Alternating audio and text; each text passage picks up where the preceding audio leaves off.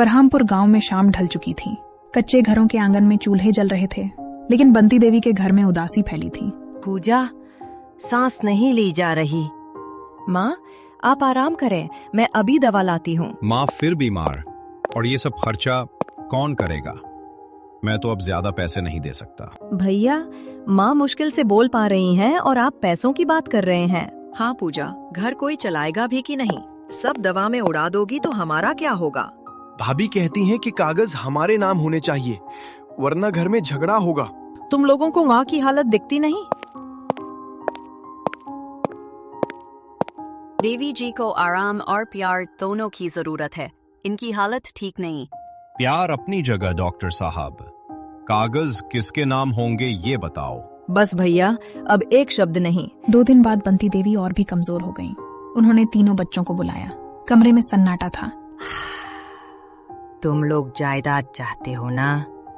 ठीक है, मैं बंटवारा करती हूँ। हाँ माँ, यही सही है। गांव के बाहर का सबसे उपजाऊ खेत विकास तुम्हारा।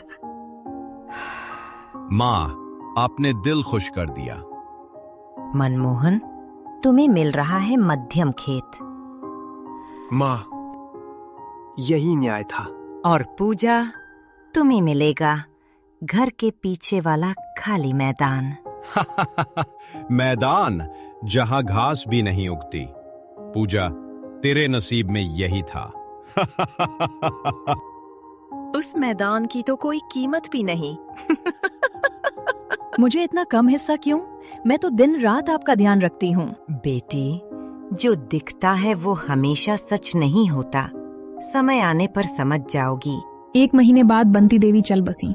पूजा रोती रही, पर दोनों भाई चौथे दिन ही अपनी जमीन नापने गए। माँ, आपने मैदान ही क्यों दिया? मैं अब बिल्कुल अकेली हूँ। चौथे दिन पूजा उस मैदान में गई। जगह कुछ अजीब सी थी। हवा अलग लग रही थी। मिट्टी ज्यादा नरम थी। पूजा ने हाथ बढ़ाया, मिट्टी हटाई और एक बड़ा लोहे का संदूक मिला। ये क्या? अंदर पुराना नक्शा, असली जायदाद के कागज, अदालत की सील, महाराजा का पुराना सिक्का और बंती देवी का खत। पूजा, तेरे दोनों भाई लालची हैं। मैंने उन्हें वही दिया जिसकी उन्हें लालसा थी, लेकिन असली वारिस तुम हो। ये मैदान कोई सामान्य मैदान नहीं। ये महाराजा चत्रसिंह की ऐतिहासिक जमीन है। इसकी कीमत दोनों खेतों से 10 गुना ज्यादा है। माँ, आपने जो सिखाया वही मेरी असली विरासत है। 2 दिन बाद सरकारी टीम आई।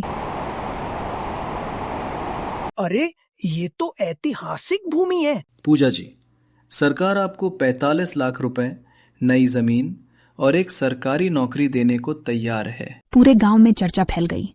सब कहते पूजा की किस्मत चमक गई। इधर विकास का खेत बाढ़ में डूब गया। मनमोहन के खेत में कीड़े लग गए। दोनों घर उजड़ गए, कर्ज बढ़ गया। दोनों पूजा के दरवाजे पहुंचते हैं। पूजा, हमें माफ कर दे, हमसे बहुत गलती हुई। बहन, हमें थोड़ा सहारा दे दे, हम तिनके से भी कमजोर हो गए हैं।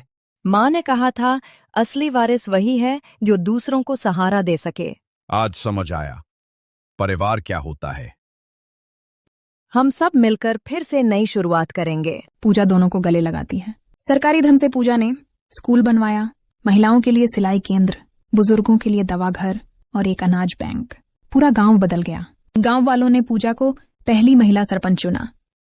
जय हो सरपंच पूजा सिंह की। जय हो सरपंच पूजा सिंह की। माँ हमेशा कहती थी, घर पैसों से नहीं दिल से बनता है। हम सब साथ रहेंगे। आज भी बरहामपुर में कहा जाता है, बहन का दिल भाइयों के लालच से बड़ा होता है। यही बंती देवी की अंतिम विरासत थी।